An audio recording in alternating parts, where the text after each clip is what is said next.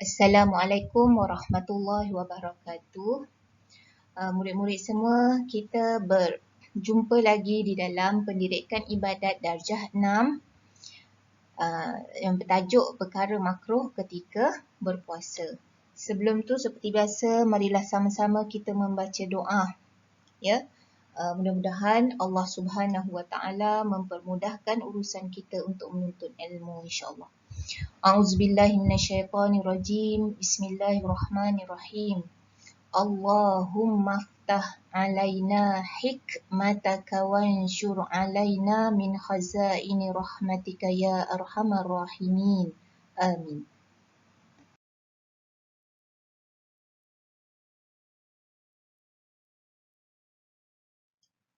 Baik, seterusnya kita lihat perkara yang makruh ketika berpuasa. Yang pertama iaitu berbekam. Berbekam ni maksudnya membuang darah, ya, darah kotor. Berbekam juga merupakan sunnah Rasulullah sallallahu alaihi wasallam, ya.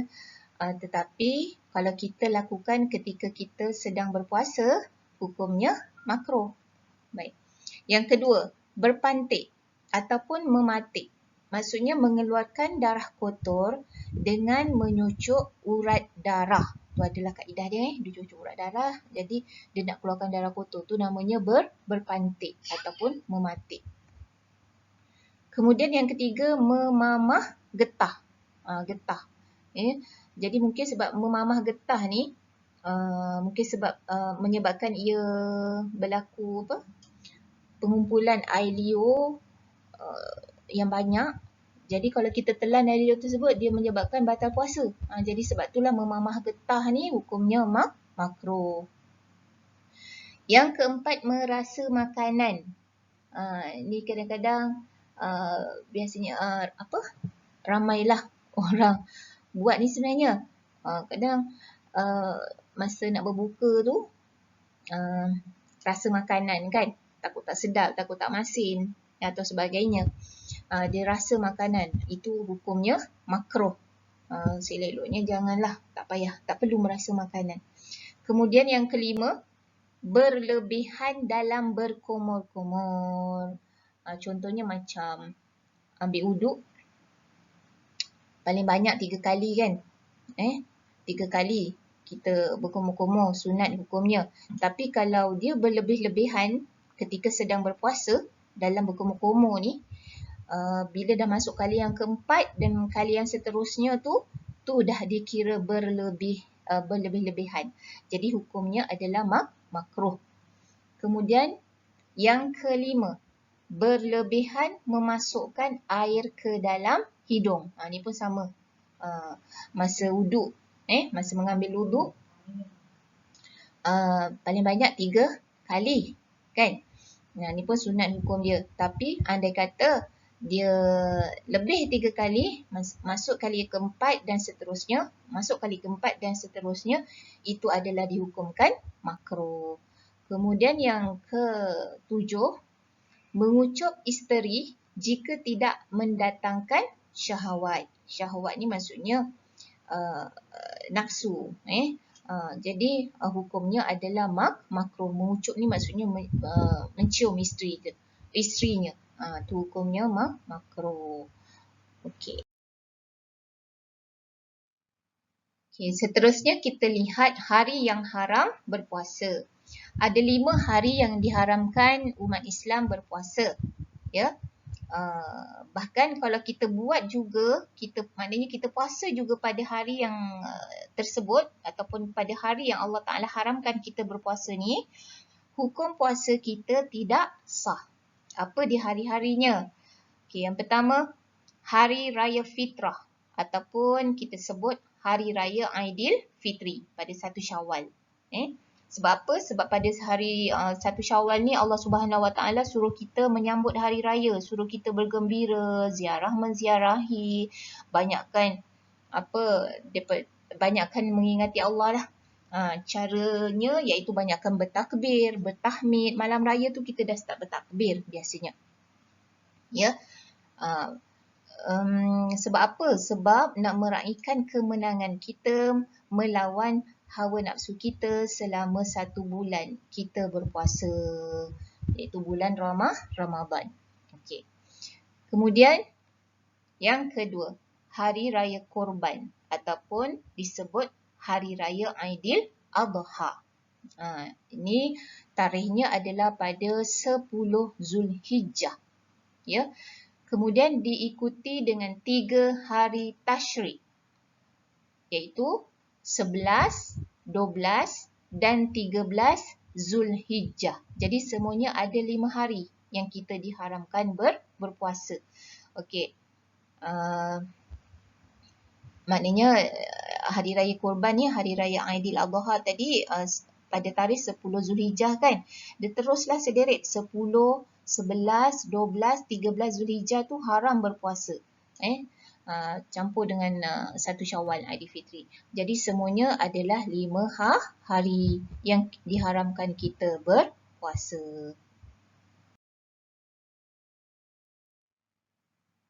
Seterusnya kita lihat puasa hari Syak. Apa itu hari Syak? Maksud hari Syak ialah hari yang ke-30 daripada bulan Syakban, apabila tidak kelihatan anak bulan Ramadan. Jadi pada 29 Syakban, ahli falak yang ditugaskan untuk melihat anak bulan untuk menentukan awal Ramadan, dia akan tengok anak bulan. Jadi kalau pada 29 Syakban tu anak bulan Ramadan tidak kelihatan, maka esoknya hendaklah digenapkan 30 hari bulan Syakban. Maknanya besoknya tu jatuh kepada 30 Syakban. Jadi 30 Syakban itu dikatakan hari Syak. Ya. Dalam Islam, dalam 1 bulan tu paling banyak 30 hari. Dia sama ada 29 atau 30 hari. Dia tak akan lebih 31 hari. Tu kiraan dalam bulan Islam.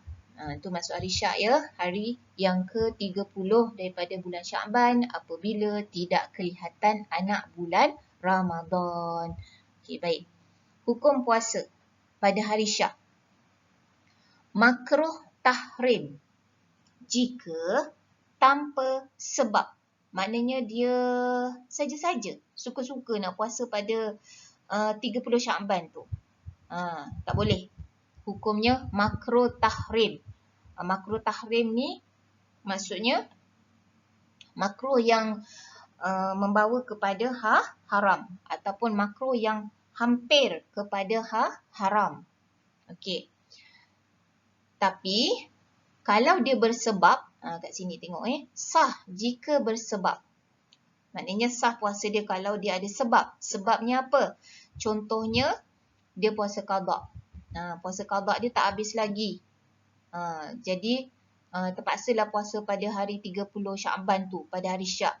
Tu boleh. Sah hukumnya. Kemudian ataupun dengan sebab dia puasa nazar. Puasa nazar ni maksudnya puasa yang wajib lah.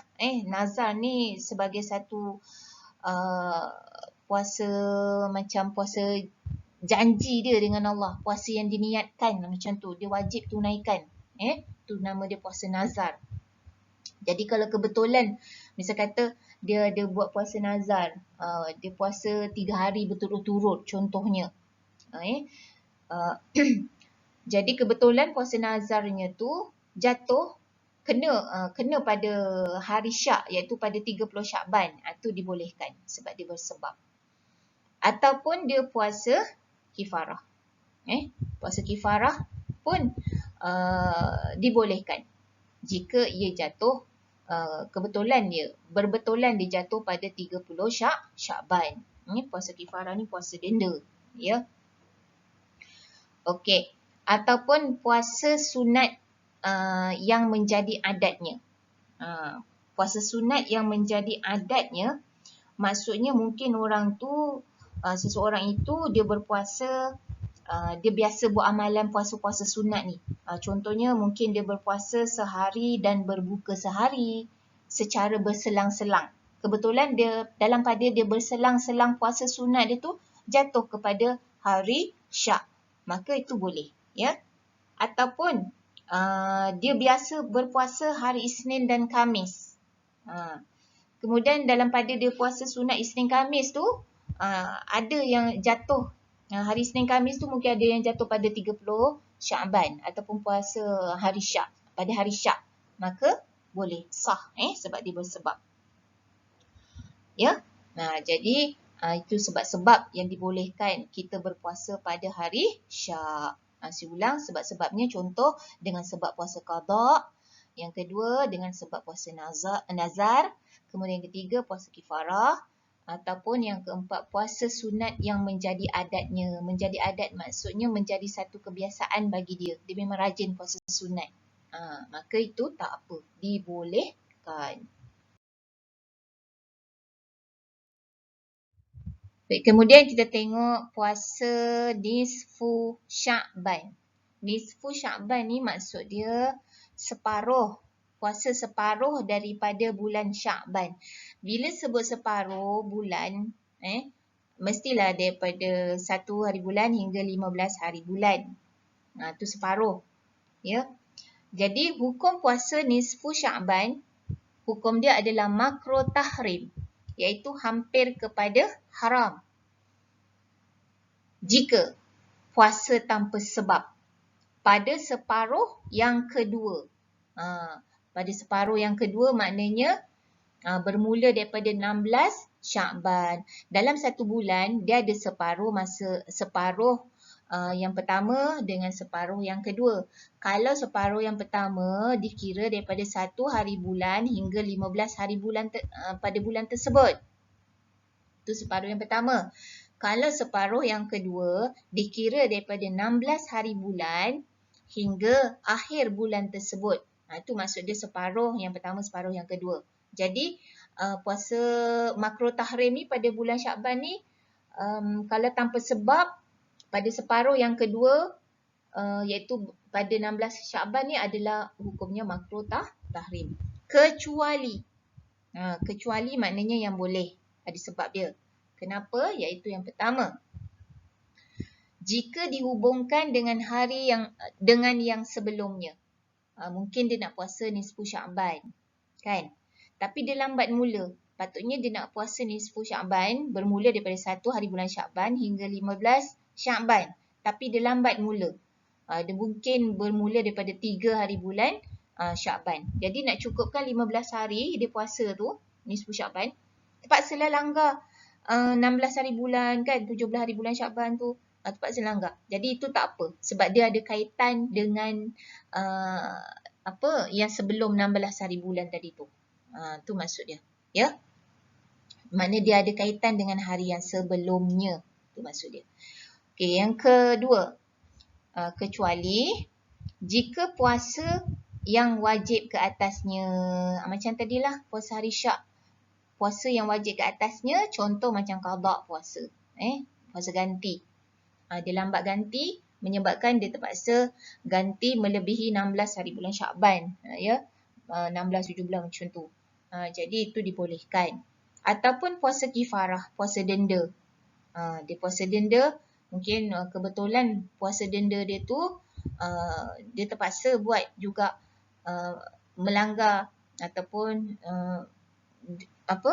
terpaksa langgar juga 16 Syakban, 17 Syakban dan sebagainya, itu dibolehkan. Ataupun dia puasa nazar.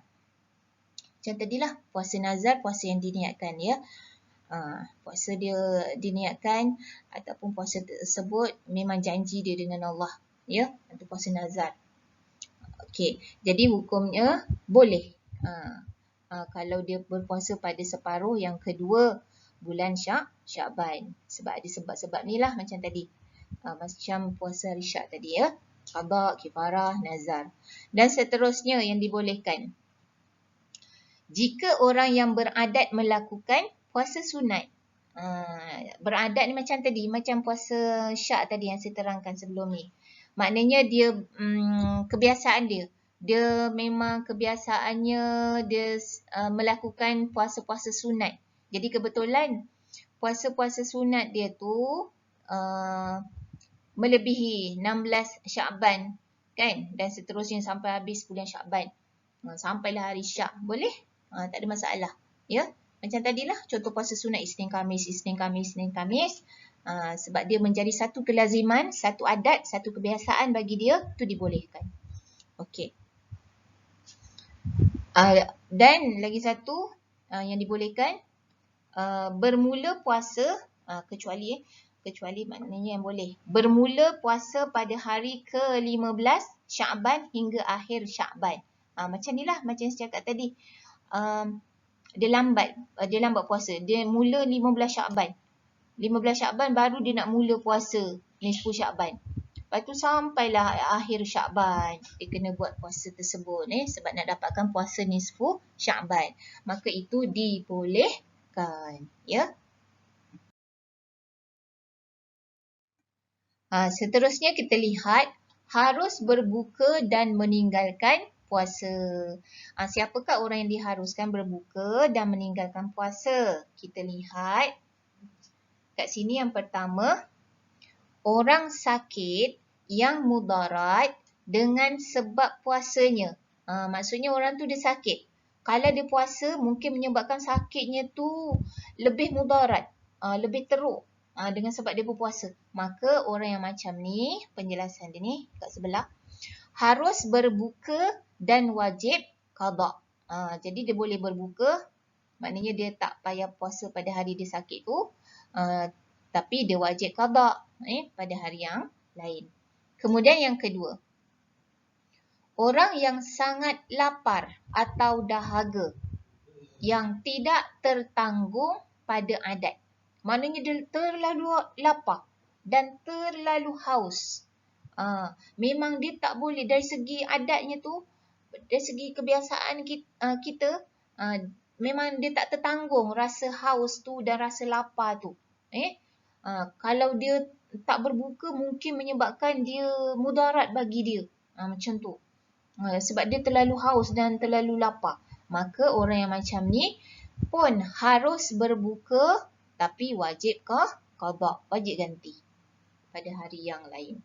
Okey, kemudian yang ketiga, musafir yang jauhnya 2 marhalah atau lebih. Bagi orang yang musafir, orang musafir ni orang dalam perjalanan yang jauh, ya, dengan tujuan yang baik. Perjalanannya tu. Jadi musafir dia tu jauhnya 2 marhalah. 2 marhalah ni ada pendapat mengatakan bahawa kalau nak dipadankan dengan kilometer, dia bersamaan dengan 90 kilometer atau lebih macam tu. 2 marhalah. Okey, kemudian bagi orang yang musafir ni, dia harus berbuka dan juga wajib qada, wajib ganti. Kemudian yang keempat, orang tua yang tidak mampu berpuasa. Orang tua yang tidak mampu berpuasa, dia dah memang tak boleh puasa, tak mampu nak puasa. Dan juga orang sakit yang tiada harapan sembuh.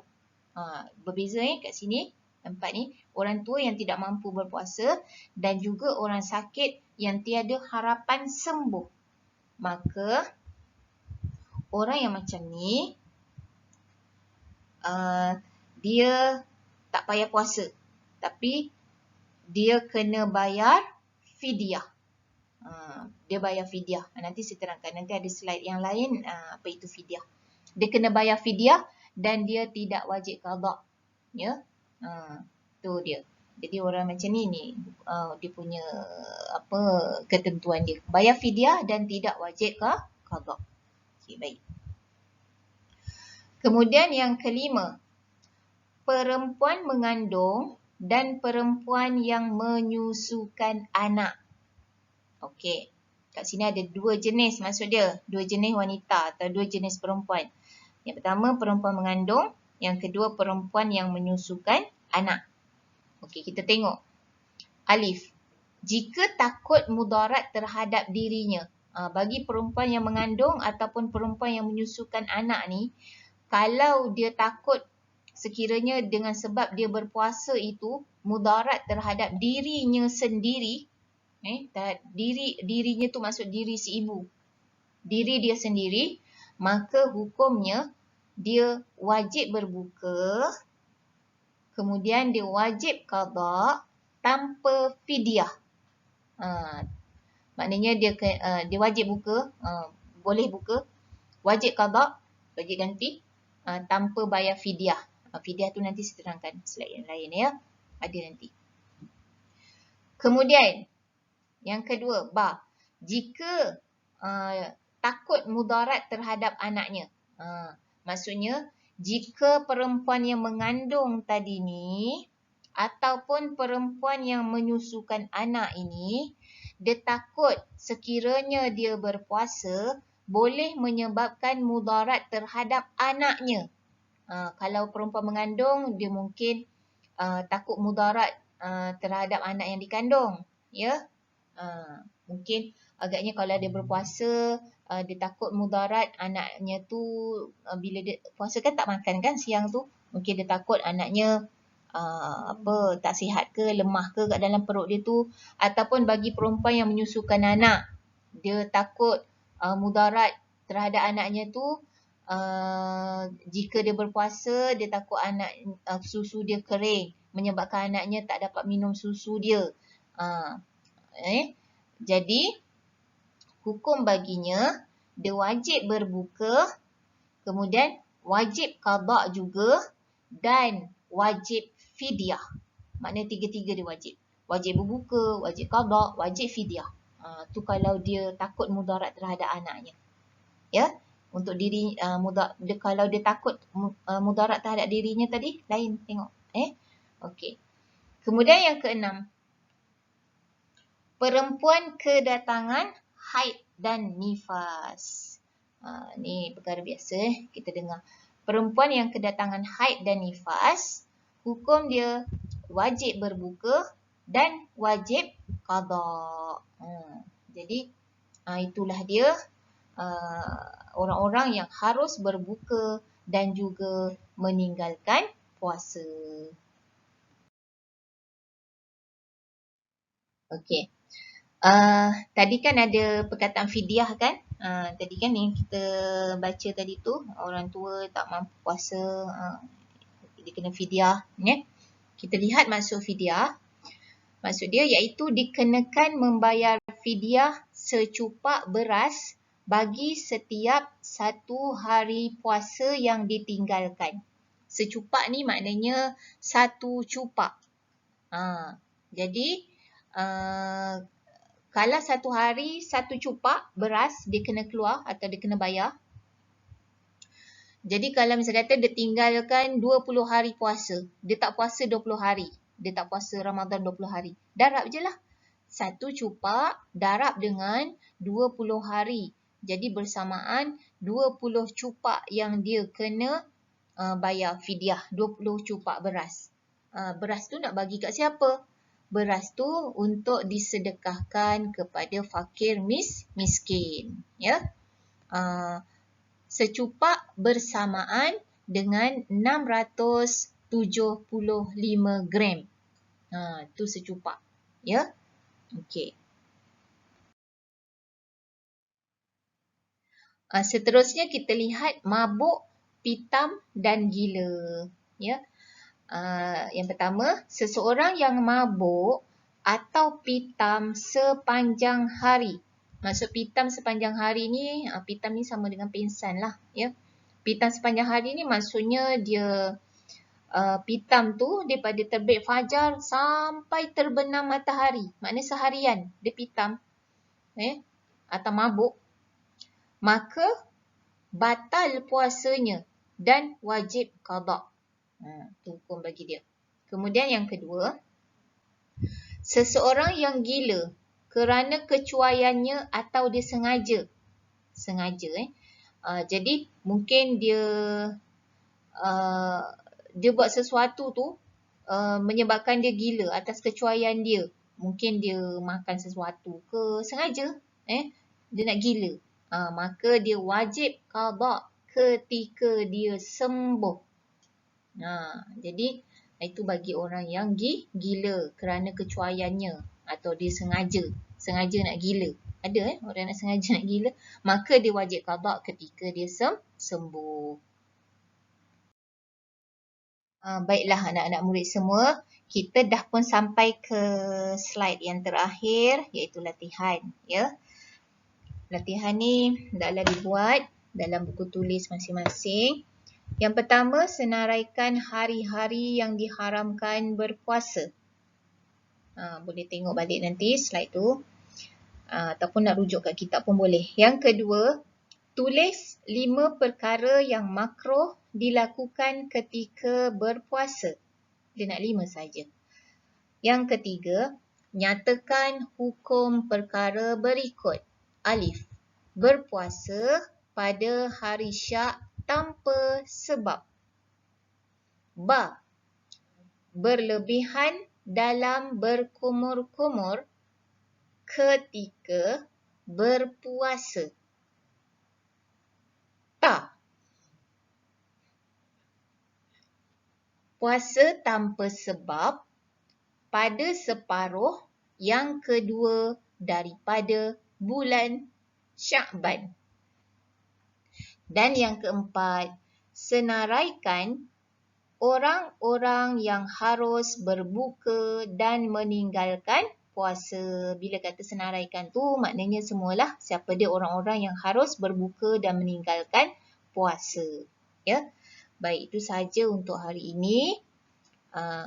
Saya sudahi dengan wabillahi taufiq wal hidayah. Wassalamualaikum warahmatullahi wabarakatuh.